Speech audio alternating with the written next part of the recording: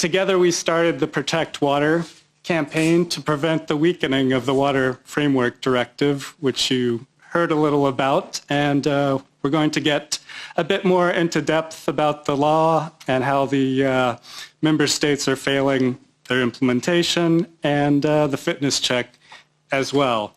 Behind our organizations actually stands a coalition of over 130 organizations across Europe, and we represent collectively 40 million people.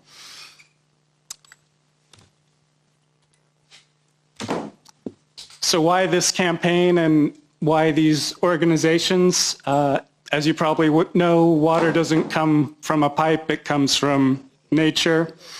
We need healthy freshwater ecosystems such as rivers, lakes, streams, wetlands, groundwater, if we're going to ensure sufficient quality and quantity of water for society and nature. And we believe the best way to protect against a changing climate, increased droughts and floods, is to ensure the ecological health at the source.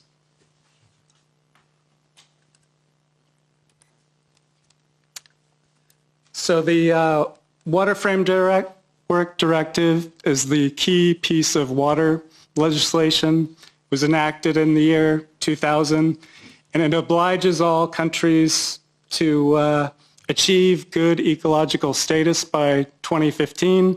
Countries have missed that by a long shot, so now we're looking at 2027 at the very latest for countries.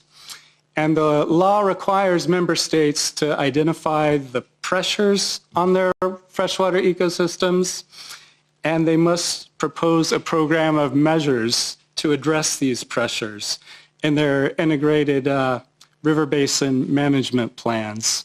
So in doing so, the law aims to reverse the trend of deterioration of our waters and the decline of the wildlife they hold. And just what does good status mean? For all ground and surface waters in the EU, as you see here, surface waters are assessed on their ecological and chemical status, while groundwaters are assessed on their quantitative and chemical status. Where properly implemented, where adequate funding has been provided, where the proper level of ambition has been applied, there have been clear improvements in the health of European waters, particularly with regard to some pollutants. And the public participation requirements have opened up the process of river basin management planning to a much wider group of stakeholders and citizens. Without this, it would still be in the hands of the powerful water users with the highest economic interests. But public participation remains insufficiently embraced in a number of member states. And without the Water Framework Directive, there would be more adverse impacts from pressures on water bodies across Europe. And thanks to this law, we at least have a much clearer idea of how important these ecosystems are and their current state of health. But that said, all across the EU, freshwater ecosystems are failing. In fact, 60% of them are not healthy because they have been relentlessly polluted by agriculture and industry, dammed for hydropower, and dredged for navigation. And in some water bodies, we are simply using too much water. And if we have such a great law, why are our waters in such bad shape? The Water Framework Directive has so far been poorly implemented by EU member states. And as a result, the initial objectives have been missed.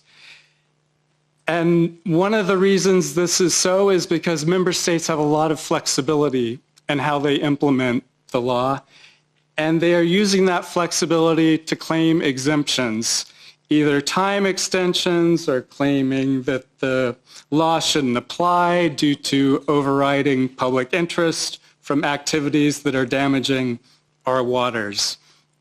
And we really believe the use of exemptions is disproportionately applied. And you can see from the overwhelming volume here that they are very widespread throughout the EU, and they're often very poorly justified, yet member states are getting away with it. Taking a look at some of the reasons Europe's waters are not in good health. When it comes to wastewater, there's been rapid improvement because of the willingness to use EU funds and water customer funding to tackle the problem. That said, wastewater pollution is still a problem, affecting an average of 15% of EU water bodies and requiring continued improvement. Improvements in wastewater contrast sharply with slow progress on agricultural pollutants, where more coordinated action is required across a variety of sectors. So far, member states have failed to address agriculture pollution effectively. And you can see who's at the top there: Belgium, Netherlands, Germany, Hungary. Those will come back later. And alterations to our rivers, navigation, flood defense, and hydropower are driving major changes that negatively impact freshwater ecology. So improved compliance, cooperation, and implementation between different EU directives could help improve this integration and better balance the sectoral impacts on water. An interesting case here, we're looking at the Balkans, where 35,000 kilometers of river are in very good health, good or acceptable. Almost 80% of these rivers are in class 1 or 2. Contrast that with Germany on the right, and 85% of surface waters are in non-good status due to alterations. But these countries are both EU member states and candidate countries are under a lot of pressure to meet EU renewable energy targets while also following environmental legislation. So nearly 3,000 hydropower plants, many very small with negligible energy production, are projected to be built across the region in the next few years. And all those red dots are proposed hydropower plants in the Balkans, often with the funding from European banks and with the incentive of the Renewable Energy Directive. And so we see how this failure is playing out in a country like Portugal.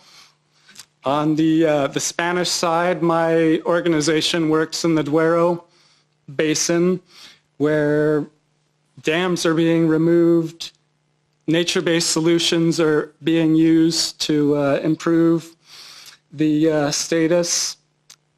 But we're also working on the Portuguese side with the Douro Vivo Coalition, and the Portuguese government is intent on building dams.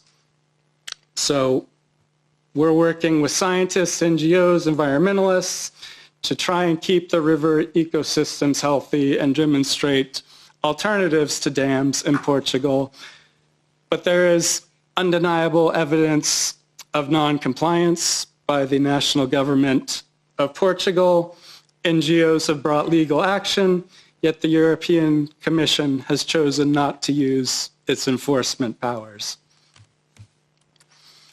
Which brings us to the current situation for the Water Framework Directive, the fitness check that's ongoing now. The public consultation has ended, and as you see, after the report is published towards the end of this year, the Council of the EU and the European Parliament will have an opportunity to react to the Commission's conclusions. From the perspective of Living Rivers Europe, the Water Frame Directive is fit for purpose as is. We can meet the objectives of the law without amending it, with larger scale restoration efforts, and our overall goal of Living Rivers Europe is to revive the ambition of the Water Framework Directive so that the great majority of rivers, lakes, and wetlands in Europe stay or become healthy. But member states have a different perspective here for many reasons. They want to weaken the Water Framework Directive, and this depends on the pressures that their waters are under. However, they do have some shared characteristics.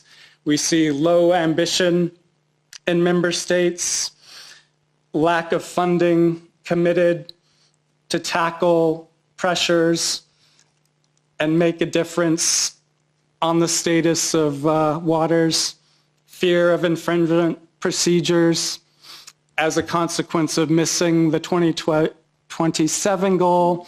They'd prefer to weaken the requirements and move this deadline further down the road. And often they view the public participation requirements as burdensome. And behind the member states are a lot of vested economic interests and powerful lobbies that would benefit from these weaker standards. So as mentioned, public consultation just ended. Through Living Rivers Europe, we mobilized the public, and nearly 400,000 people called on the European Commission to defend the Water Framework Directive out of these 500,000 comments, I guess. So that's pretty good if 80% of the comments are in favor of keeping. Get it right. It's the total is nearly 400,000, not 500,000. Okay. Huh? Yeah. Okay.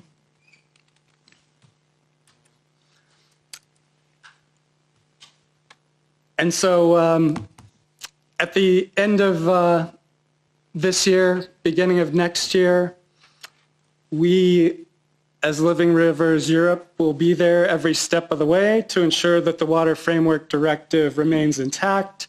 And we look forward to working with MEPs once the Parliament reacts on the Commission's decisions at the end of the fitness check. Thank you.